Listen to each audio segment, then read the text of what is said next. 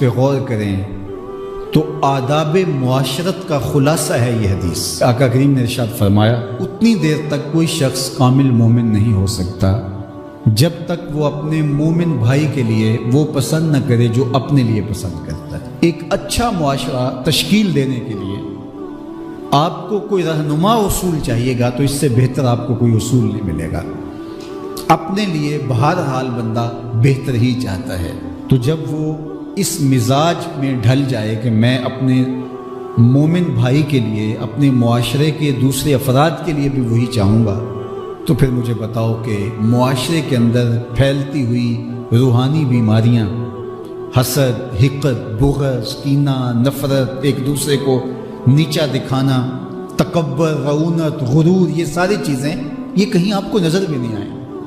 صرف اسی حدیث کو اپنا امام بنا لیا جائے اور اپنا منشور حیات مان لیا جائے۔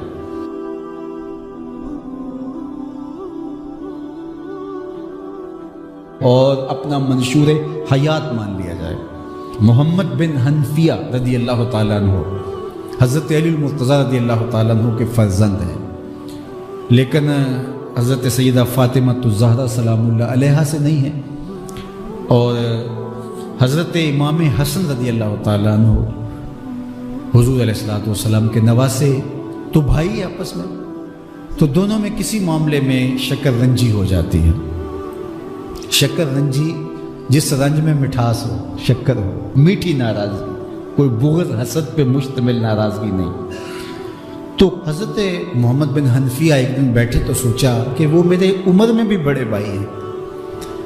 اور پھر دوسری بات یہ ہے کہ وہ رسول خدا کی بیٹی کے بیٹے ہیں، ان کا یہ اعزاز ہے، بہرحال مجھے تو یہ اعزاز نہیں ہے، پھر جوانان جنت کے سردار بھی ہیں، تو میں ان سے ناراض ہوں، وہ میرے سے ناراض ہیں، تو بات بھی کوئی اتنی خاص نہیں، تو اب دن بھی 3 گزر رہے ہیں، چلو میں ان کو راضی کر لیتا ہوں۔ تو گھر سے نکلے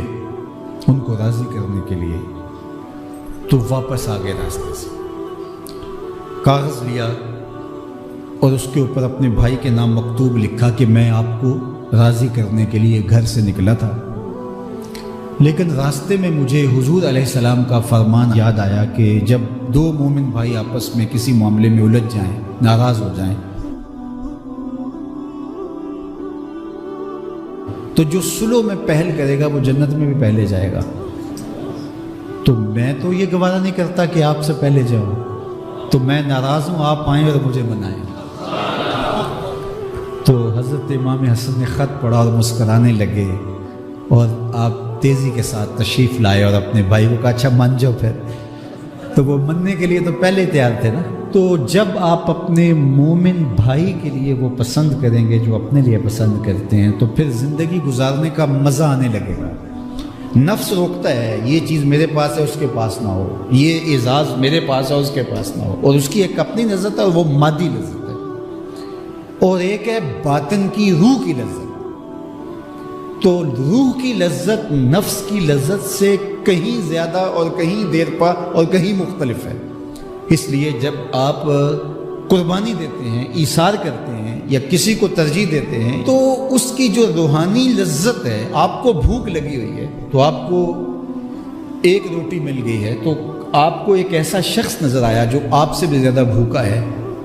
اور آپ کسی نمائش کے لیے نہیں، محض اللہ کی رضا کے لیے اس کو روٹی دے کر کے دیکھیں، خود بھوک کاٹ کے دیکھیں، وہ مرغن کھانوں میں سرور نہیں آئے گا جو اس بھوک میں لطف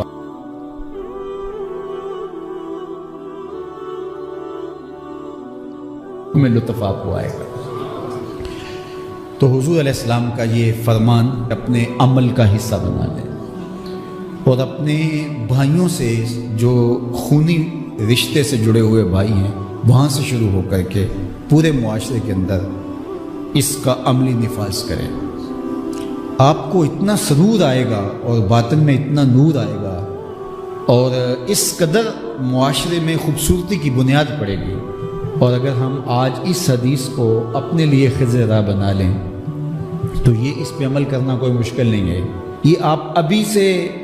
جب اٹھیں گے تو اپنے ساتھ والے کو ترجیح دے دیں گے کہ پہلے یہ گزر جائے، تو ابھی سے شروع ہو جائے گا یہ کام۔ تو یہ آپ گھر میں اپنے بچوں کے ساتھ، اپنی بیوی کے ساتھ، روزمرہ کی زندگی میں جہاں ملازمت کر رہے ہیں، کاروبار کر رہے ہیں، جن دوستوں کے ساتھ کھیل رہے ہیں تاکہ،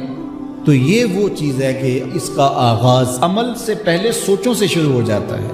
کہ آپ کسی کے لیے اچھا سوچنا شروع کرتے ہیں. جو اپنے لیے سوچتے ہیں وہ اپنے بھائی کے لیے بھی سوچیں. ہمارے بزرگ فرمایا کرتے تھے کہ کسی کے ساتھ دوستی کا ایک حق یہ بھی ہے کہ اس کی آخرت کے لیے سوچا جائے کہ یہ میرا دوست ہے تو دنیا میں میرے ساتھ ہے تو حشر میں بھی جنت میں میرے ساتھ ہو. تو اس کی ہدایت کے لیے اگر نماز نہیں پڑھتا تو اس کو نماز کی طرف لے کر آئیں. اگر اس کے معاملات کے اندر خرابیاں ہیں تو ان کو دور کرنے کی کوشش کریں.